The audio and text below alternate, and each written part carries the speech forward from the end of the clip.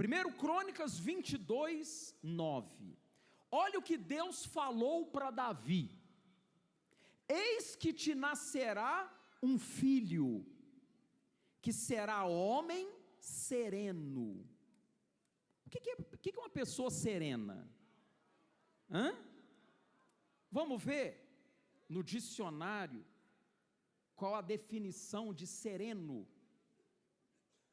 Lá na minha terra, em Juiz de Fora, quando dava aquela chuvinha fininha, falava que era sereno, está serenando, né? Olha lá, tranquilidade. O que é? Não estou conseguindo enxergar ali. Está muito embaçado. Eu vou ter que ir lá perto ver. Acho que o foco, né? Tranquilidade, mansidão, ausência de distúrbios ou agitação, sossego. Legal, né? A pessoa serena é uma pessoa sossegada. É bom lidar com uma pessoa serena? É mais fácil de lidar. Uma pessoa tranquila é mais fácil de ter um relacionamento, não é, igreja? Quando a pessoa é agitada demais, nervosa demais, você tem que ter um jogo de cintura ali, porque Davi recebeu de Deus o seguinte aviso: eu vou te dar um filho, e esse filho vai ser homem sereno, porque lhe darei descanso de todos os seus inimigos em redor. Descanso dos inimigos. Quem é que gostaria que os inimigos te dessem um descanso? Ô bispo, mas será que isso é possível? É a pergunta que eu faço para vocês. Será que nesse mundo que a gente vive hoje, é possível a pessoa ter descanso por parte dos inimigos? Bom, aí, eu como homem que medita na Bíblia, o que eu penso? Tudo que está na Bíblia tem uma razão de ser. Nada está ali por acaso, e nada que está ali é impossível. Porque a própria palavra diz: tudo é possível àquele que crê. Eu parto desse princípio. Tudo que está na Bíblia é possível, senão Deus não colocaria ali. E Jesus mesmo falou: tudo, volta lá, é possível ao que acredita. Então isso aí depende de você. Se você lê na Bíblia algo e não acredita, eu leio, eu acredito. Então é possível. Ou Deus seria incoerente? Jesus falou: tudo é possível ao que crê. Então, se eu acredito, é possível. E se está na Bíblia, é verdade. Somando as duas coisas, é possível sim. É possível. Mesmo vivendo no mundo. Você acha que o mundo daquela época era pacífico?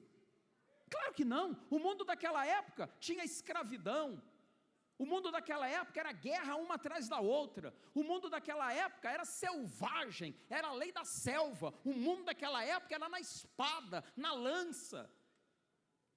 Tinha polícia naquela época? Delegacia? Não. Não havia ordem como há hoje, leis como existem hoje, monitoramento como tem hoje. O mundo daquela época era muito diferente do mundo de hoje. Era um mundo muito difícil. Israel estava cercado de povos inimigos, cercado de nações inimigas, que faziam guerra a Israel a todo momento. Mas Deus falou que Salomão, esse filho, teria sossego. Olha lá, ele diz: descanso de todos os seus inimigos em redor. Portanto, Salomão será o seu nome. Paz e tranquilidade darei a Israel nos seus dias. Será que Deus estava bem quando falou isso? Claro que estava. Peraí, como é? E Davi vivia a época que Deus falou isso para Davi. Davi estava cercado de inimigos, adversários por todos os lados, era guerra a todo momento. Aí Deus fala que nos dias de Salomão, filho de Davi, ele teria paz e sossego, tranquilidade de todos os inimigos. Como assim? Peraí, Deus estava correto no que ele falou. Porque quando Deus quer, acontece, igreja. Ninguém se opõe à vontade de Deus. Quando Deus quer, Ele faz e ponto. O que falta muitas vezes em nós são duas coisas. Primeiro, fé. E você tem que chamar a atenção de Deus de alguma forma para que Ele queira fazer isso. Bispo, a ter paz de todos os meus inimigos? Se você chamar a atenção de Deus, Ele te dá. Se você agradar a Deus, Ele vai te proteger, vai te cercar, que o diabo nem perto passa de você. Aí é uma questão de cada um sabe da sua vida. Cada um sabe da vida que tem. Mas que é possível, senão não estaria ali. E Deus não ia prometer para Salomão, para Davi, uma coisa que ele não ia cumprir, ou uma coisa que não tinha como acontecer, naquele mundo daquela época, naquela época. Continua. Este edificará casa ao meu nome, ele me será por filho, e eu lhe serei por pai. Olha só, ele me será por filho. Você sabe que eu e você nos fazemos ou não filhos de Deus. Então ele falou, esse aí é especial. Mas por quê? Aí há uma corrente de pensadores que defendem a predestinação. Bom, a questão não é essa, deixa eu explicar para você.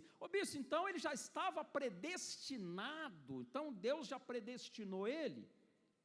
Aí por que não predestinou o Joaquim, o Pedro? Então Deus escolhe quem Ele quer abençoar. Esse é o problema dessa linha de pensamento.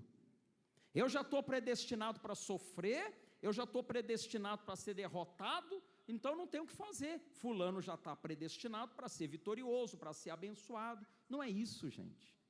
É que Deus conhece o futuro.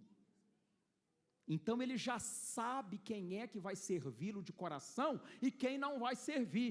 Deus já sabia que Salomão obedeceria ou serviria de coração, por isso que ele falou isso para Davi, porque Davi teve outros filhos, muitos outros filhos, que muito pelo contrário, deram dor de cabeça. Aliás, foi ontem, não foi?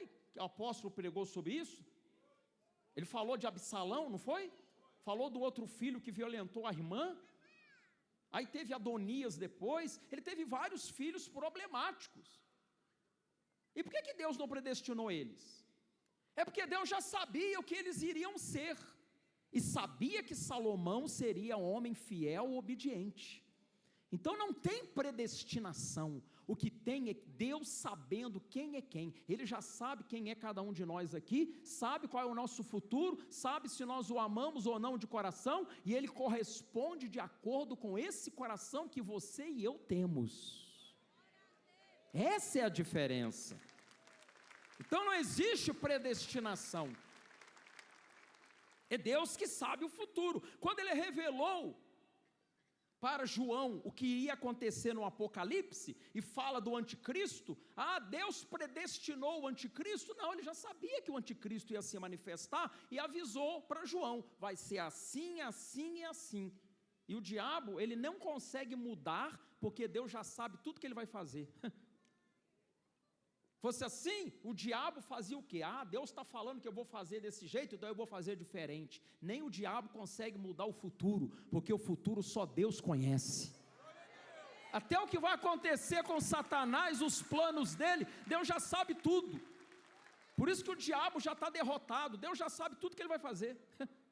Tudo que ele vai fazer é em vão. E ele vai achar que está dominando quando o anticristo estiver aqui na terra. Mas Deus já sabe que o domínio dele vai durar tanto tempo. Está lá escrito lá. Quantos anos vai durar? 7 anos.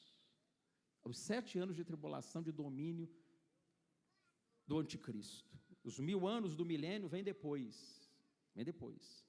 Mas esses 7 anos da grande tribulação, onde o anticristo vai se manifestar, Deus, até a data, Deus já sabe. E o diabo não consegue mudar nem isso. Você vê.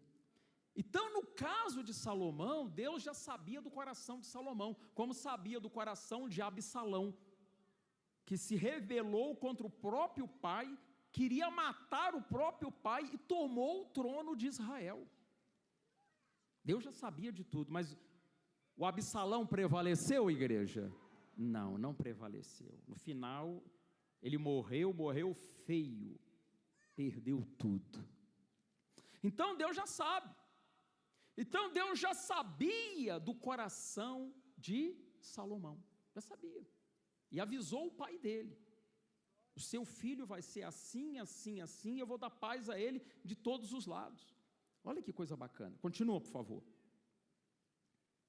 Estabelecerei para sempre o trono do seu reino sobre Israel.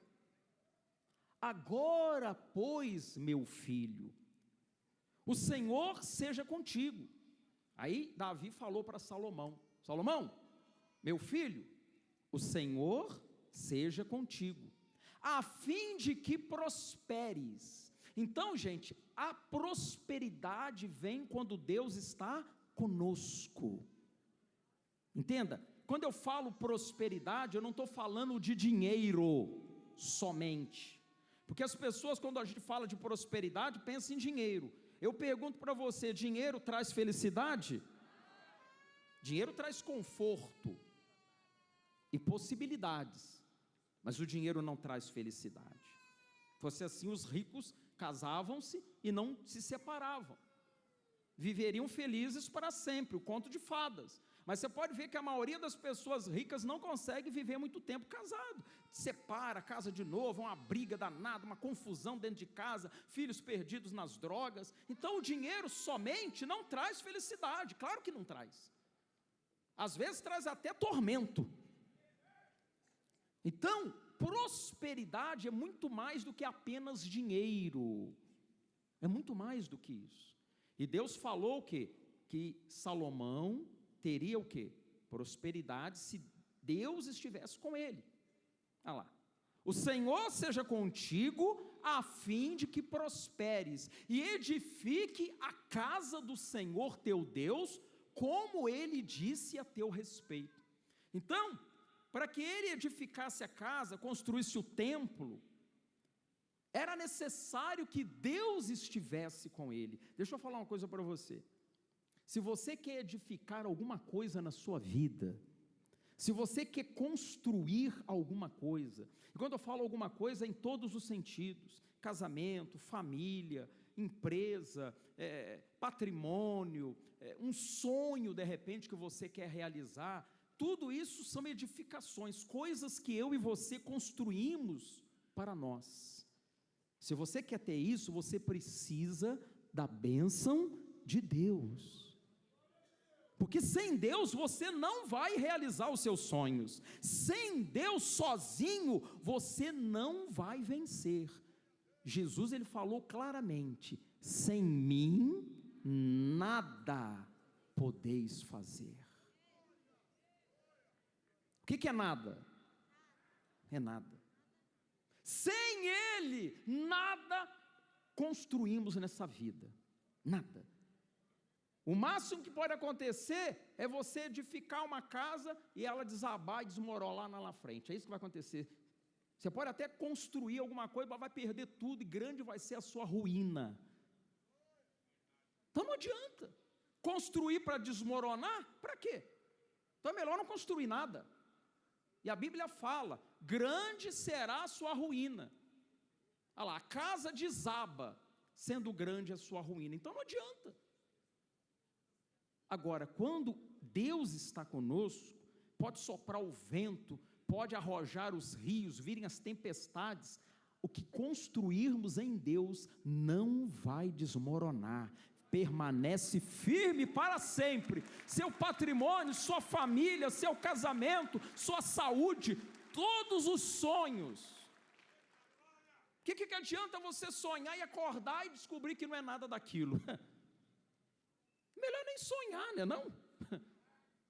Se eu vou sonhar e vou acordar e vou ver que não é verdade, mas Deus torna os nossos sonhos realidade. E ninguém mexe naquilo que Deus entrega para nós, sabia disso? Ninguém mexe, ninguém mexe. Continua, por favor.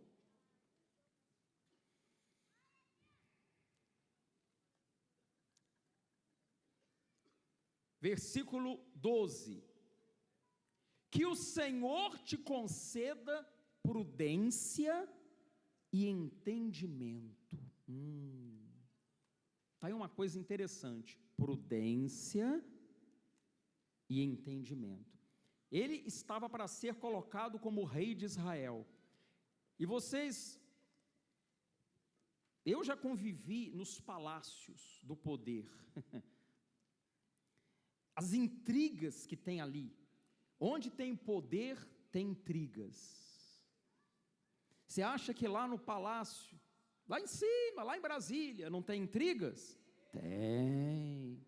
O ministro fulano querendo derrubar o ministro ciclano, um beltrano querendo passar a perna no outro, as intrigas palacianas, um querendo puxar o tapete do outro, um querendo ser mais poderoso que o outro, porque onde está o poder, a corrupção está ali chegando.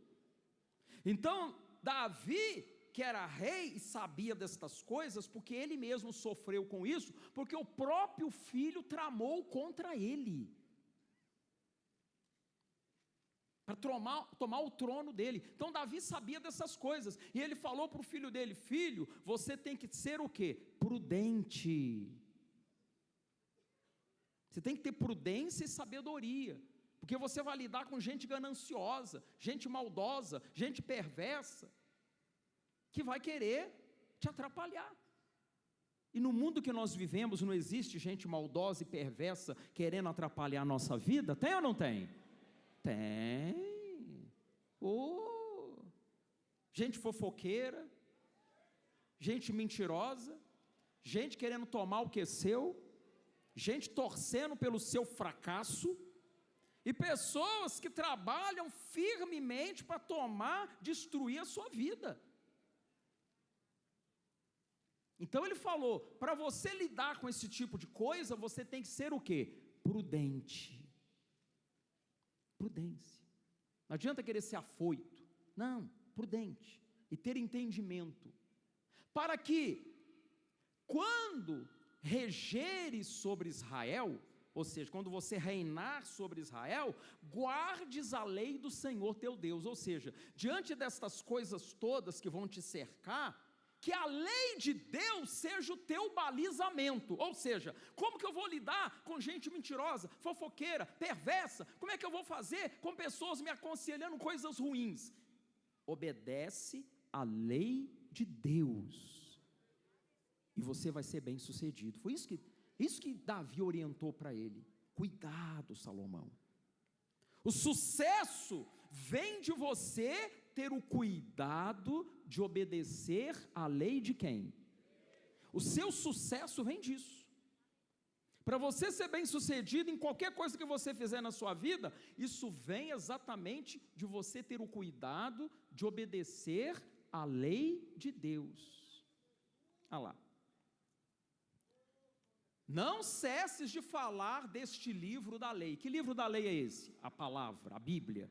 Antes medita nele dia e noite, para que tenha o cuidado de fazer segundo tudo quanto nele está escrito. Então farás prosperar o teu caminho e serás bem-sucedido. Olha aí o segredo sendo revelado. Você quer ser bem-sucedido? Você quer prosperar? Quem quer essas coisas? Então tenha o cuidado, medita dia e noite na palavra de Deus. Cuidado, você vai ouvir muita coisa aí fora. Ouviu? Medita na Bíblia. Está correto? Eu faço. Não está? Descarta. Não tenha medo. Se você não quer errar, faz o que a Bíblia manda. E você vai ser próspero e bem-sucedido. Do contrário, você não prosperará e você vai fracassar. Por mais bem intencionado que você esteja, por mais que você esteja bem motivado, se você não observar, você vai fracassar. Vai fracassar. Continuando. Então prosperarás. Olha só o que Deus continua falando. Está falando de que agora? Prosperidade. Então prosperarás, se cuidares em cumprir os estatutos e os juízos que o Senhor ordenou a Moisés acerca de Israel. Cuidado, cumpra os estatutos. Presta atenção aqui, na palavra, não deixa nada desviar a sua atenção não, porque essa palavra está sendo tão forte que o diabo está querendo desviar a sua atenção. E eu falo até para o rapaz da Bíblia, não fica olhando para lá não, que eu vi você olhando. Estou de olho em tudo aqui, Deixa Deus te usar, não fica olhando para isso não. Olha lá, prosperarás se cuidares em cumprir os estatutos e os juízos que o Senhor ordenou a Moisés acerca de Israel. Aí ele fala uma coisa agora, ser forte e corajoso, não temas, não te desalentes. Então você e eu temos que ser o que, igreja? Fortes e corajosos. Você tem que ser forte e corajoso. Não temas, não tenha medo. Não tenha medo. Essa coragem e essa força, essa é a nossa coragem e a nossa força. Ele não está falando ali, Deus te dê coragem e força, é isso que ele está falando? Essa coragem, essa força é minha e sua, é você e eu, tem que partir de nós. Bispo, eu estou com medinho. Meu pai. Você está com medinho, Seja forte e corajoso. Isso aí é a sua parte. Deus vai fazer o impossível. Você quer ver um exemplo rápido? Davi e Golias. Davi tinha condição de derrotar o Golias? Não tinha. Se fosse no mano a mano, ele ia perder. Não tinha chance. Seria esmigalhado. Mas para ele obter a vitória que só Deus poderia dar, ele precisou ser o quê? Forte e corajoso. Ele saiu e falou: eu vou enfrentar esse incircunciso filisteu. E saiu contra ele. As armas de Davi eram uma funda com algumas pedras. O outro estava armado com couraça, capacete, escudo, lança, espada. O outro estava bem preparado, era guerreiro desde a sua juventude, era experiente em batalhas, tinha cicatrizes. Davi não tinha lutado em batalhas. Ele não conseguiu usar nem a armadura de Saul, porque era pesada demais, ele era franzino. Não tinha chance. Deus fez o impossível, que era matar o gigante. Quem matou o gigante não foi Davi, foi Deus. Foi Deus que encravou aquela pedra na testa do gigante e derrubou ele. Mas a coragem para ir contra o gigante foi de Davi. Então, você tem que ter coragem. Seja corajoso, seja forte e não temas. Não foi o que ele falou ali? Não foi ou não foi?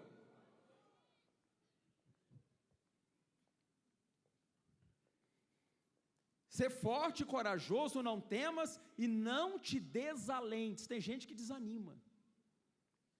Ah, bispo, não vou vir não. Tá frio. Aqui debaixo do cobertor está tão quentinho. Vai ficando debaixo do cobertor para você ver. Vai ficando em casa. Não toma atitude para você ver só. A vida é a sua, é você que sabe da sua vida, eu sei da minha. Eu pulo da cama cedo, pode estar a hora que for. Aliás, tem uma turma que ora comigo todo dia às 6 da manhã. Pode estar frio do jeito que for, eu pulo da cama 4h45, 4h50, rápido fora. Vem para cá para fazer a oração às 6 horas ao vivo. Eu podia ficar em casa, mas eu vou lá, peraí, eu tenho que ser forte e corajoso, senão a coisa pega para o meu lado, aí depende de mim, depende só de você. Se você for forte e corajoso, você vence. Quem entendeu a palavra?